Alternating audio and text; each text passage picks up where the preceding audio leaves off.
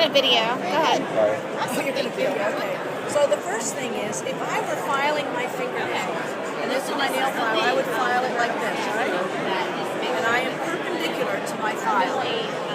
So that's what you want to do. You want to teach them that they will file this like a fingernail. So they're going to be perpendicular. They're just going to get it into the working position. So I'm right-handed. I like to hold the stone in my left hand.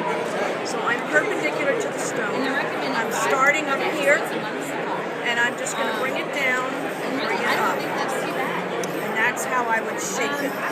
My 4 S's are going to be shape, sharpen, sand, and smooth. So I'm going to smooth it so it's nice and rounded like a fingernail would be. If there was a big crack in it or they took out a piece, then they'd have to do something to get down to good metal.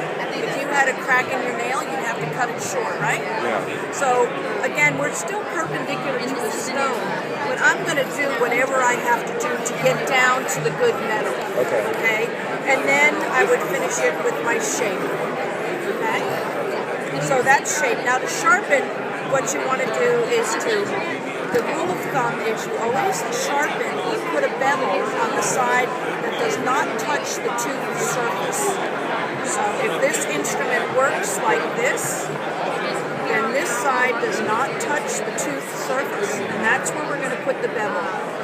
So I pick up my stone again, I take the side that does not touch the tooth surface and I put it against the stone. I'm going to come perpendicular to the stone and I'm going to come down just a little bit. All I want is to just bevel the very top edge. Now I want to bevel from here all the way over to here. So the way I do that is I've got it at an angle and I'm going to pull down and I'm going to rotate it, pull down, rotate it, pull down, rotate it, pull down. So now what I've done is I've made a bevel, a small bevel on the back side. Okay? And you do that until it's a smooth glide. If it's a rough pull, then it still needs to be sharpened. So that was your sharpening. Sometimes I see on the side that touches the tooth little nicks in here. I don't know how the doctors do it, but sometimes they nick it. So what this is going to be is sanding. So I'm just putting those nicks on the stone and I'm just sanding down the nicks that they have. So that's sanding. The final thing, which is very important, is what we call smoothing. So this is with the conical stone. This is $25. They need to protect the tip because that's good for 2 millimeters. So make sure that it's supported.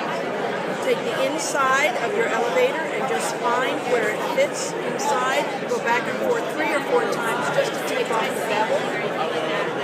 And then have them run their thumb around here. Make sure there's no bevels or any burrs on it. And they've got a nice elevator. So they can take really bad elevators or you can and make them look really good. And they are going to be inspired for sure. So that's the elevator. If you had a periostal elevator, so this, the working part, the surface that does not touch the tooth. So we're going to put the bevel on this part. This is the same thing. I'm at the tooth perpendicular. The side that does not touch the tooth is against the stone. This time I'm just going to bevel all the way around. But I have to smooth whatever I've beveled.